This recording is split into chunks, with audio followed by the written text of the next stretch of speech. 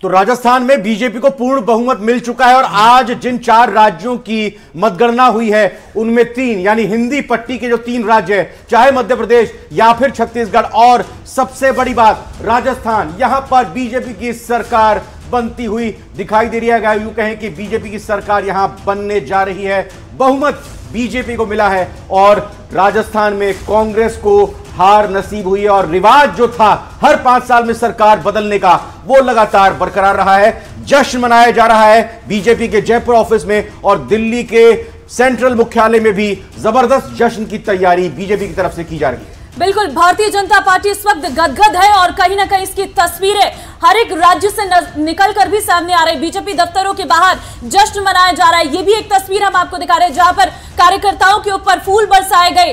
क्योंकि कार्यकर्ता की भूमिका बहुत बड़ी हो जाती है जब इस तरीके के बड़े चुनाव होते हैं और इतना बड़ा मैंडेट निकलकर सामने आता है, तो कार्यकर्ताओं पर फूल बरसाकर उनको धन्यवाद दिया गया। यहाँ पर इस तरीके की तस्वीरें भारतीय जनता पार्टी के अलग अलग दफ्तर से बाहर आई, क्योंकि वो 3 बड़े राज्य जिसमें मध्य प्रदेश, छत्तीसगढ़ और राजस्थान है, इन तीनों ही बड़े राज्यों में Bharatiya Janata party clean sweep करती हुई नजर आ रही है, क्योंकि ये वो राज्य है जहां पर आने वाले 24 के लिए भारतीय जनता पार्टी को बड़ा फायदा होगा और इसी ने कहीं ना कहीं भारतीय जनता पार्टी बहुत गदगद नजर आ रही है। दिल्ली दफ्तर की भी तस्वीरें हम लगातार आपको दिखाते हैं भारतीय जनता पार्टी के कार्यालय के बाहर की, जहां पर कार्यकर्ता पहुंचे हुए हैं और कुछ ही समय में प्रधानमंत्री भी जरूर वहां पर पहुंचेंगे, क्योंकि आज बड़ा जीत का दिन है।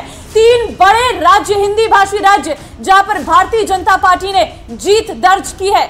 लगातार टेली के जरिए न्यूज 18 राजस्थान ने आपको ये पूरी कवरेज दिखाई और आगे तक लगातार हम दिखाते भी रहेंगे, क्योंकि अब चूंकि रुझान बड़ी संख्या में नतीजों में तब्दील हो चुके हैं। 112 सीट बीजेपी जीत चुकी है, 2 पर उनके उम्मीदवार आगे हैं, 70 सीट पर विजयी हो चुके हैं। कांग्रेस के प्रत्याशी 1 सीट पर बढ़त बनाए हुए हैं, 14 अन्य के प्रत्याशियों को या तो जीत मिली है या फिर वो आगे चल रहे हैं। या यूं कहें कि 14 प्रत्याशी जीत चुके हैं, तो 101 का बहुमत का आंकड़ा बीजेपी क्रॉस कर चुकी है 13 सीटों के मार्जिन से अगर देखें।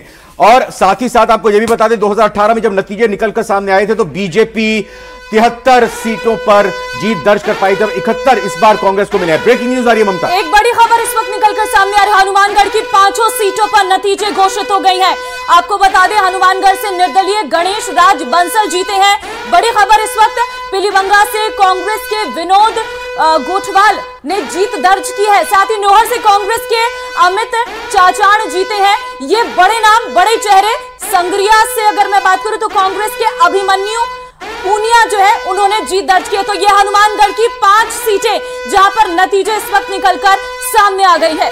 जी हां, कांग्रेस कहीं ना कहीं पिछड़ती हुई तो साफ तौर पर इन नतीजों के जरिए दिखाई ही दे रही है और मुख्यमंत्री अशोक गहलोत ने हार स्वीकार करते हुए जनाधार को सरमाथे पर रखते हुए कहा कि हम शायद अपनी योजनाओं को जनता तक नहीं पहुंचा पाए हैं और साथ ही साथ उन्होंने इस बात को लेकर भी जनता का धन्यवाद दिया कि उनको मौका मिला है। अब यह देखना होगा कांग्रेस की तरफ से कैसे मंथन इस हार को लेकर किया जाता है। प्रियंका गांधी की तरफ से भी जो मैंडेट आया है इन 4 राज्यों का नतीजे के तौर पर उसको स्वीकार किया है, तेलंगाना की जनता का आभार व्यक्त किया है और बाकी 3 राज्यों में जो विपक्ष की भूमिका मिली है कांग्रेस को, उसको लेकर भी जनता का धन्यवाद दिया है। हमारे साथ 2 खास मेहमान मौजूद हैं। एक तरफ निरंजन पोद्दार साहब हैं, राजनीतिक विश्लेषक के तौर पर हमारे साथ मौजूद हैं राकेश गोयल साहब। मैं पहले रुख करूंगा निरंजन पोद्दार साहब आपका, चूंकि अब सुबह से ही हम यही कह रहे थे कि जब नतीजे आएंगे तो फिर उसके बाद अगला कयास, अगली जो